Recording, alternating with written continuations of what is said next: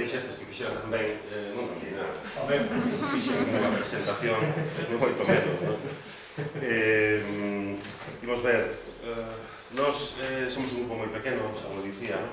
Somos 8 membros no grupo, e dos 8 membros somente 2 temos vinculación contractual permanente con a universidade. As outras 6 persoas pois máis ben están en situación precaria, non? E unha delas está fora na Universidade de Sevilla, tamén nunha situación precaria. Dos 8, 5 somos doutores, non temos 30 anos, nin moito menos, levamos 4 días nisto da investigación. Sobre todo, o que fixemos, o pouco que fixemos durante estes anos, foi abrir unha liña de investigación nova dentro das facultades de Economía en Galicia, que é a liña da Economía Ecolóxica. Fomos os primeiros, que non nin os mellores, nin os máis sabidos, en facer algo, en descubrir e en dar a coñecer esta disciplina e en facer investigación, claro, desta disciplina científica, que é a Economía Ecolóxica, e derivamos cara ao estudo de sistemas rurais, non? Que é onde máis cómodos nos sentimos e o que dedicamos o noso tempo, non? Entón, ben, aquí na web aparecen, bueno, temos isto de portada, pero que non ten moito que ver co tema da rede, pero sí co medio rural, non? Porque no medio rural levamos asistindo, dicía antes Daniel, e está un pouco nas liñas de traballo vosas, non? De Instagram. No medio rural levamos asistindo décadas, por non dicir séculos, a procesos de ocupación e de usurpación do territorio e das capacidades dese propio territorio, non? O caso da enerxía eólica se pode ver desa forma, non? Nós o que analizamos fundamentalmente é o impacto social e económico da enerxía eólica no territorio e a nosa conclusión é que se perdeu unha oportunidade histórica de fortalecer as comunidades rurais para facelas máis sustentables, no sentido de que foran menos dependentes das axudas externas e que estuveran máis fortalecidas porque de repente se coñece un novo recurso que ata ese momento non se estaba a aproveitar e desgraciadamente non participan moitas comunidades de propietarios, senón que son compañías multinacionais na grande parte dos casos apoiadas polos gobernos autonómicos e estatais na grande parte dos casos que les ocupan ese espazo, que les extraen esas rendas, non? Aí sí que hai un conflito socioambiental claro que nós temos estudado, pero que quizás non é de moito interese aquí, non? Ben, nós fundamentalmente ao que nos dedicamos é a análise de agroecosistemas. Este é o noso objetivo, non? Analizar agroecosistemas realmente existentes para facer o que dicía Tito antes, non? Facernos as preguntas, formular as preguntas adecuadas sobre a estrutura e función dos agroecosistemas para poder entender a natureza dos problemas que están ocorrendo aí e tratar de definir estrategias de resolución deses problemas, que non solucións en sentido estricto, senón estrategias, non? E todo isto, esta análise de agroecosistemas, tentamos facela, o dicía Rafael antes, non? Claro, as estatísticas, esperemos que os vosos traballos non boten terra en riba de algúns dos espazos ou das ideas en común máis comuns que temos, non? Unha delas é derivada das estatísticas, claro, e é que temos un territorio moi abandonado desde o punto de vista social e económico, non? E onde predomina o abandono e este inserido dentro dunhas estruturas territoriais onde o monte xoga un papel fundamental desde o punto de vista da xestión, pero tamén desde outros máis específicos, non? Digo que esperemos que esta idea central sobre a que traballamos, que as nosas análises específicas non nos leven a pensar a outro paradigma distinto, non? É dicir, que esteamos traballando sobre un país que non existe, non?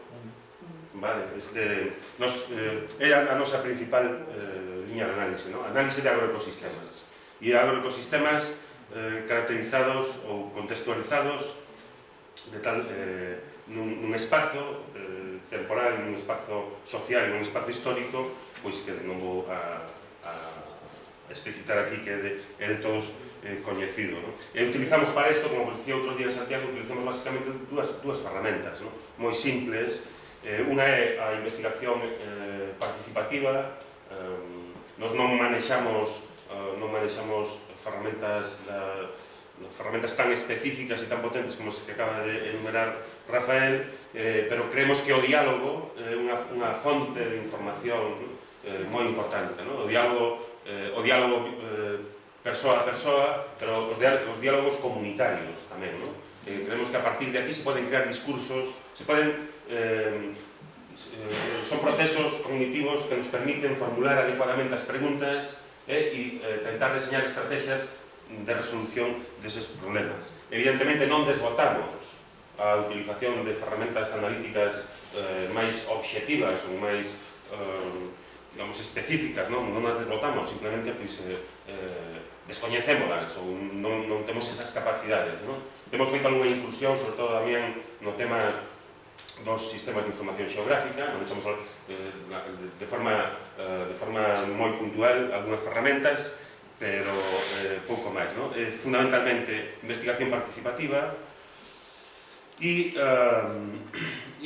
con un elemento cuantitativo vinculado que é a cuestión da variación enerxética, que xo comentábamos tamén o outro día, e que hai un punto de conexión co traballo que fai ou que está facendo, ou que vai facer no futuro, estades facendo en términos de metabolismo.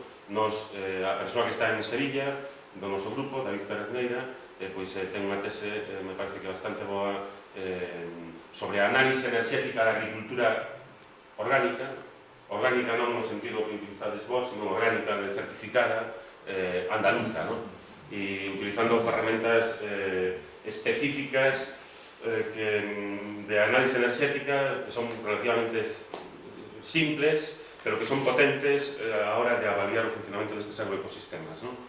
Tamén manexamos algúns temas de outra ferramenta que tamén é moi simple, pero que para análise de impactos ambientais moi localizados ou para a análise do impacto global, do impacto ambiental global da especie humana no contexto biosférico no que vivimos, que é a pegada ecolóxica. Temos feito algún traballo sobre a pegada ecolóxica, que controlamos esta ferramenta, que repito que é moi simple, pero tamén relativamente útil desde o noso punto de vista, é útil só para avaliar impactos específicos moi localizados ou impacto global planetario. Non, desde o noso punto de vista, fraquea esta ferramenta para algo que se ten utilizado, que é para analizar o déficit ou o superávit ecolóxico das distintas nacións a nivel estatal. Para nos esa ferramenta bastante inútil, pero para as outras cousas sí que pode ser moi útil. De acordo? Ben, o noso traballo na actualidade, pois, fruto, consecuencia desa natureza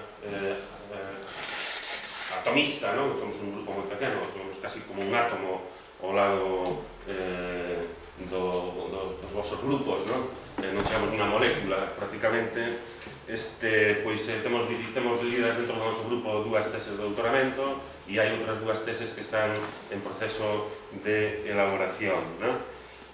Participamos en algúns proxectos de investigación, non vou a referir a isto que xa o fixen outro día, e creo que unha das, igual que Rafael decía antes, que o brazo armado desta rede pode ser a maestría, que ten un nome moi atraínte, o máster en xestión sustentable da terra e do territorio, que pode ser o brazo armado docente da rede. Eu creo que tamén o Congreso de Agroecoloxía e Agricultura Orgánica ou Ecolóxica que organiza o noso grupo bianual e que ten agora en 2011 temos o cuarto congreso, pois que creo que tamén pode ser un patamal no que nos situemos nos situemos globalmente, non? Porque este congreso, a pesar de que somos un grupo pequeno, somos capaces de facer un congreso con un impacto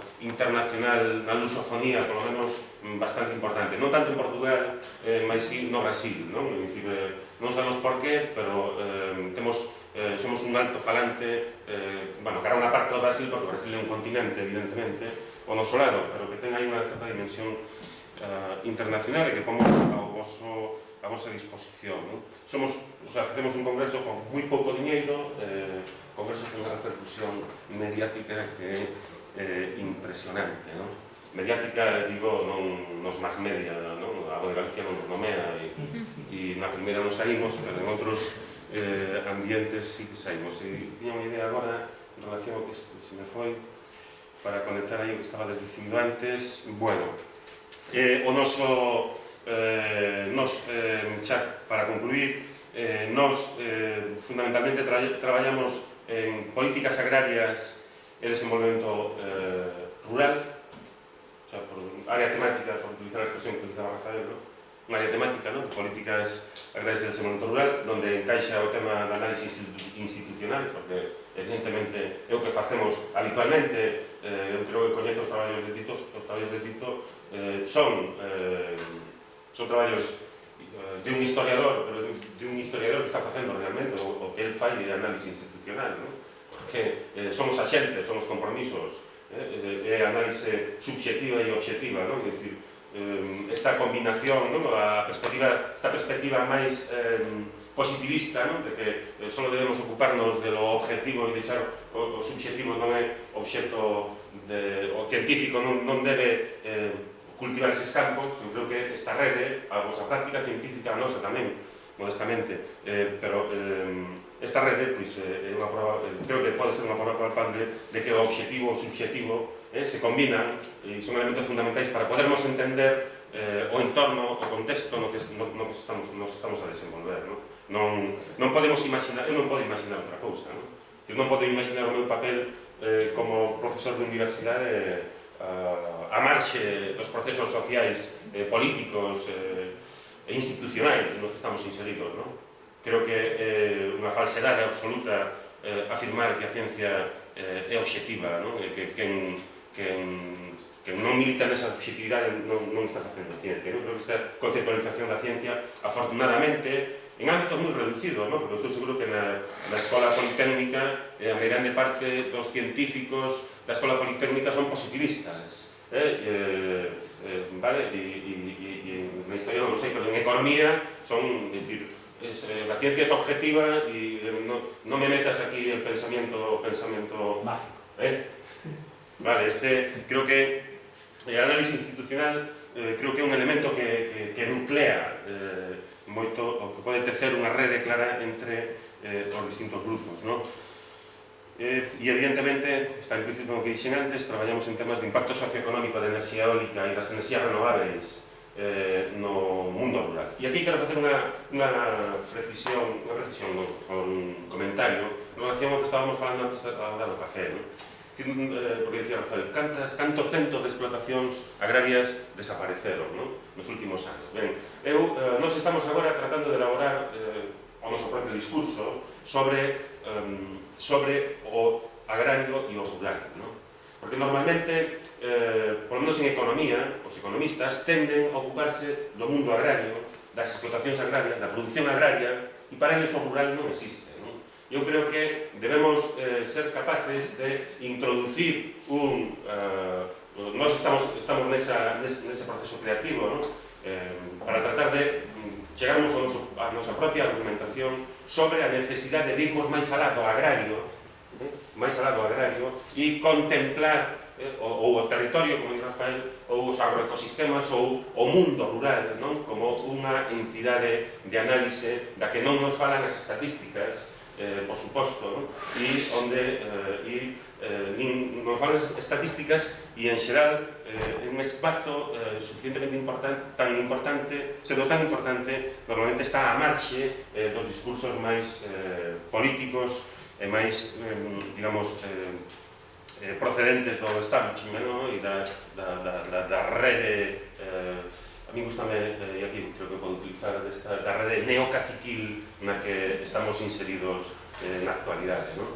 Porque aquí hai un libro moi interesante, que seguro que vos coñecedes, que se titula Economía, Poder e Megaproyectos. Economía, Poder e Megaproyectos, non? É un libro colectivo de un encontro científico que tivo lugar, non sei se foi no 2009, na illa de Lanzarote, patrocinado pola, como se chama este arquitecto que nos visitante? É o César Manrique, e aí unha das teses máis interesantes que aparecen nese libro é un libro no que traballan Naredo, Martín Zalier, creo que non está Naredo, está Aguilera Clean, Pablo Campos, pero que non. Bueno, pero a idea central é un libro moi recomendable, son capítulos separados, non? Pero unha das ideas máis interesantes que hai aí, que eu creo que é necesario incorporar aos discursos máis militantes desde a ciencia, como de nós, polo menos, e é que non lle podemos chamar neoliberais. Non son neoliberais. Esas compañías multinacionais que chegan para os economistas, os grupos de estudo, non son neoliberais, son neocaciques. Son neocaciques. Por qué? Porque, por unha parte, pretenden que o Estado non interveña cando se trata de gravar as súas rendas, vale? Pero, por outra parte, demandan que o Estado interveña para que lle dea dereitos de ocupación exclusivos e permanentes, non? Entón, aí hai esa dobre moral que nos debe levar, desde esa perspectiva, nos entendemos así, nos debe levar, falamos de análisis institucional, estamos falando desto, ¿no? De elementos institucionais, daqueles que configuran os procesos de toma de decisión, ¿no? Bueno, pois este comportamento destes autotildados como neoliberais, pero que nos tildamos como neocaciques, un dos elementos centrais para podermos entender as dinámicas da ocupación do territorio, os impactos desas dinámicas, o reparto dos custos e dos beneficios producidos por esas dinámicas, etc. Ese é un campo de traballo no que andamos, e outro, evidentemente, o impacto ambiental dos sistemas agrarios, sobre todo a través desa ferramenta que comentaba antes. E xa para finalizar, que nos creemos firmemente na necesidade de incorporar aos nosos procesos de diagnóstico dos problemas ambientais ou sociais que queremos analizar, debemos incorporar as experiencias. As nosas experiencias non, digo as experiencias productivas, as experiencias de ocupación do territorio que desenvolven os agentes económicos. Experiencias coñecidas. Ao principio falaba de investigación participativa, non? Pero agora quero introducir outro elemento que é este, non? Dicir, o que nós chamamos as EPIs, non? As experiencias productivas innovadoras. Experiencias productivas innovadoras que recollen a tradición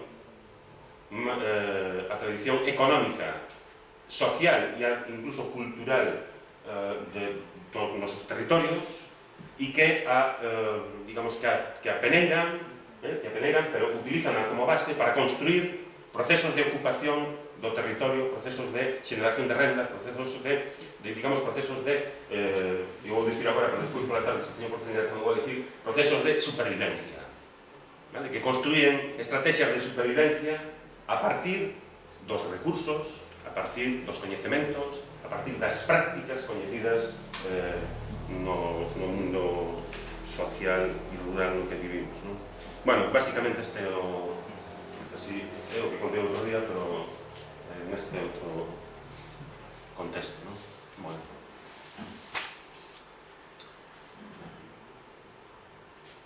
Xa que quedo a falar das EPIs, como xa falache, pero de todas formas tamén podía explicar un pouco como traballades con isto, porque eu creo que unha idea, bueno, un concepto moi interesante aplicar ao pasado, ao background, experiencia non é experiencia, digamos, en a revista dos historiadores, que nos traballamos sobre a acumulación dese tipo de experiencias e incluso en que medida esa experiencia xenera, ou pode xenerar, ou pode demandarse como unha paz dependencia, non?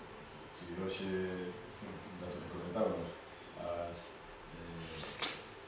falamos de explotacións, no censo do 99, o Concello con máis explotacións agrarias en Galicia era Vigo. Iso só se entende non na lógica dos eu non atendei que cando me preguntou que alguén que dixen Santiago, pensando na lógica de 40 anos, non? E entonces, na aldeias e tal, pero non, é moito máis profundo, iso ten 200 anos, como mínimo. Para entender eso, hai que entender unha lógica moi profunda. E nese, digamos, nese túnel histórico, identificar as EPIs, tamén ten, o sea, utilizar esa ferramenta, ese concepto para identificarlo, ten moito interés para nós e moito interés para nós. Explica un pouco máis eso, como se identificades, con cales traballades con elas. Bueno, traio tres exemplos para o tema da tarde, non? Entón, non sei se... No, entón deixo, no, no tema da tarde vou facer referencia a tres experiencias específicas que temos traballado, pero, bueno, basicamente é unha cuestión de pateo, non? É dicir, é pateo. Nós temos feito miles de kilómetros polo rural. Non lo contas pola tarde, porque a paisaxe, vale.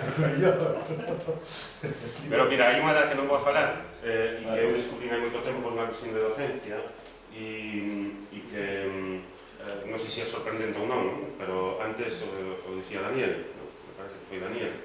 É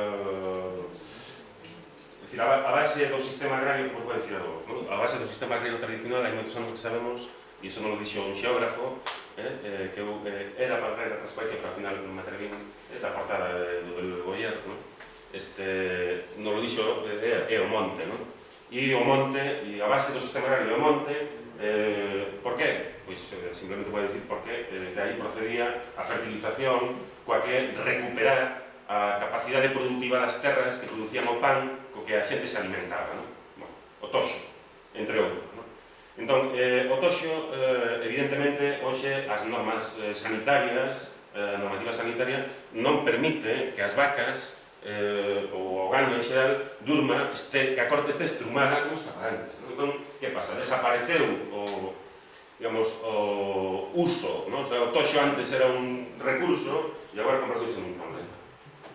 Bueno, resulta que hai experiencias que permiten, o sea, que se están desenvolvendo e que nos permiten observar que o toxo se pode converter, ese elemento que xa o era a base, se pode converter nun insumo, nun input para un proceso productivo que replica na actualidade ese proceso da agricultura orgánica ou tradicional, que o replica na actualidade a través de coñecementos tecnolóxicos. E aquí ao lado, en Crecente, aquí, cerca da parroquia deste señor, un amigo noso que se chama Lourido, Ramón Lourido, pois desde hai 20 e tantos anos desenvolve unha iniciativa que consiste en, podo explicar moi brevemente, pero consiste en, el deseñou unha máquina, originalmente, que o que fai é tritura, vai polo monte, tritura o toxo, corta, tritura, absorbe, autocarga e cando está o remolque cargado, bascula, o sea, corta, tritura, absorbe, carga e descarga. Despois vai e recolle o toxo, isto xa está triturado, o carga nun camión e o leva a unha planta. E entonces, a través dun proceso de fermentación, que non se digo ben, se lo digo ao revés, que antigamente, o sea, na agricultura tradicional era aeróbico, non? Este o fai un proceso é ao revés, anaeróbico, este fai no aeróbico. E que, o sea, con esa materia prima, a través de procesos tecnolóxicos modernos, pero ca mesma filosofía, consegue 5 ou 6 produtos que meten nun saco e que venden. É dicir, que isto son experiencias moi específicas que podríamos ter ido a visitar, pero que nos permite observar que ese sistema agrario que, desde o punto de vista ambiental, ten moitos valores, na medida en que era como se chama, non sei se era o Felipe Macías ou outro, que non me acordo como se chama, que dixo que a paisaxe e o territorio galego estaban conformados prácticamente no neolítico, é dicir, que os procesos de ocupación do territorio estaban xa marcados, tal e como os coñecemos hoxe, non é algo do 19 nin do 18, senón que ten un percorrido moi amplo. Era Villares tamén. No, Villares, Guller, Felipe Criado... Bueno, pois, que nos está indicando isto? Nos está indicando que ese sistema agrario, desde o punto de vista ambiental, ten uns valores ou tiña uns valores moi importantes. Desde o punto de vista social, pois dependía da dinámica poblacional, sobre todo, no? Entón, hoxe en día somos capaces de coller algúns elementos desa configuración estructural, pasalos pola pendeira da modernización, pero sin perder a esencia e estamos no mercado con produtos e con servicios derivados deses coñecementos. Esta é unha das experiencias